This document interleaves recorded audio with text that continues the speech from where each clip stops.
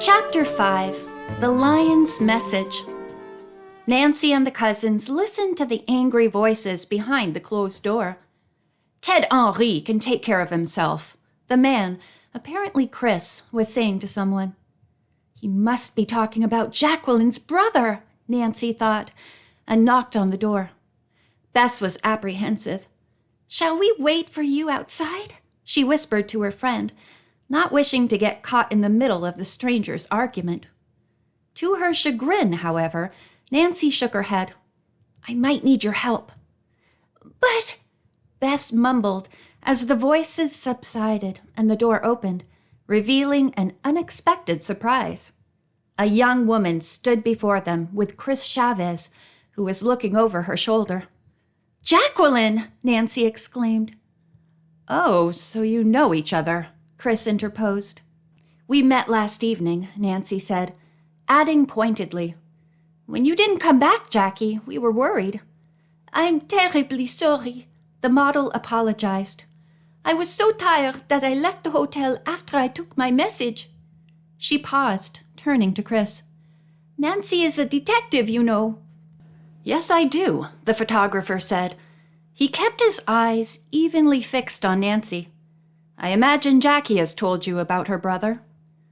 Not really, Nancy said. Who is your brother? The girl detective went on. Ted's a journalist, an investigative reporter, Jacqueline said, then stopped as if wondering how much to reveal. Go ahead, Chris urged her. Tell Nancy everything. She may be able to help you. The young woman's cheeks flushed. I don't really know where to begin, she said.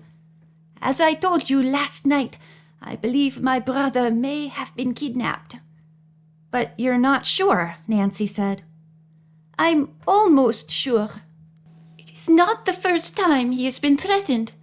In the course of his job, he has exposed numerous undercover schemes and stepped on lots of toes. But what makes you think he was kidnapped? Nancy questioned. For one thing, he was supposed to arrive on a charter flight from Singapore yesterday evening. I got a cable to meet him at Kennedy Airport. That's why I couldn't be in the fashion show. Anyway, when I reached the airport, I couldn't find him. Was he on the passenger list? Nancy asked. As far as I know. Then are you suggesting he may have been abducted from the airport? Jacqueline shook her head. I don't know what to think, she said. When I went home, I found this in my mailbox. She dug into her purse and produced a piece of paper. On it was written a message with some scribbling at the bottom that resembled a lion's crest. Nancy read the message aloud. If you don't hear from me in a few days, call the police. Don't try to contact me before then. T. The girl glanced at Jacqueline. Is this your brother's handwriting? I'm not sure. It may be a good imitation.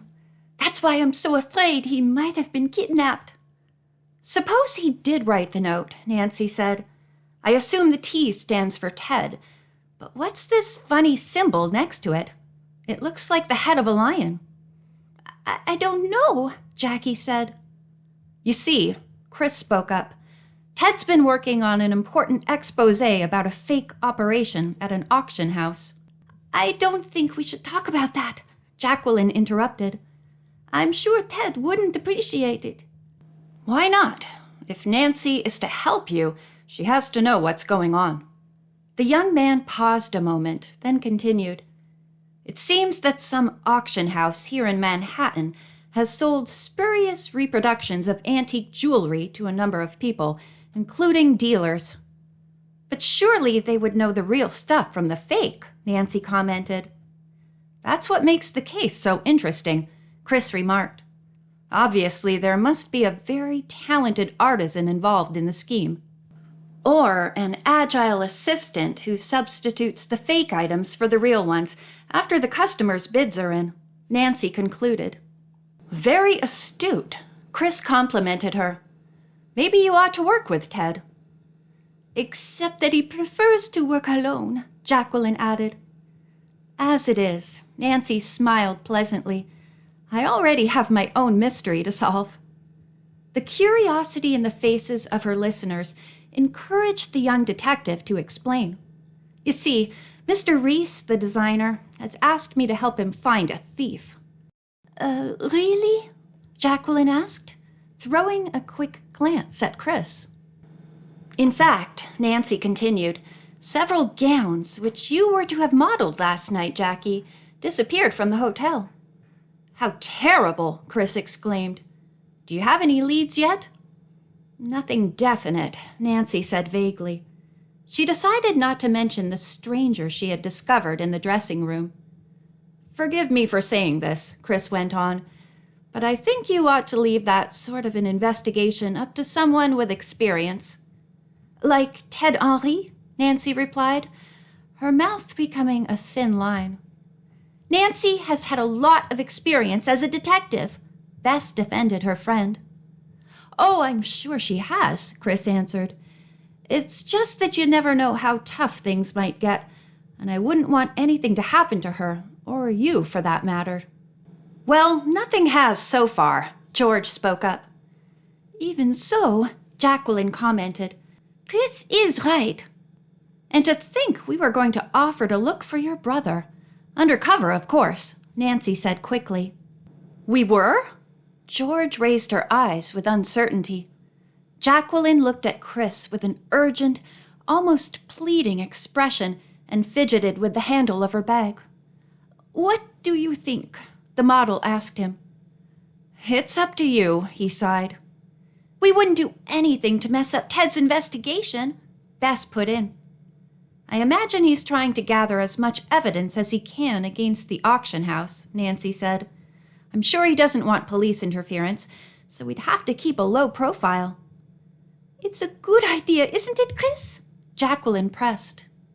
Yes, so long as these young ladies think they're able to handle it, the photographer replied. Tell me, Nancy, how do you plan to start your search for Ted? Nancy was thoughtful for a moment, then smiled. Well, first we'll have to find the lion's crest. End of chapter 5.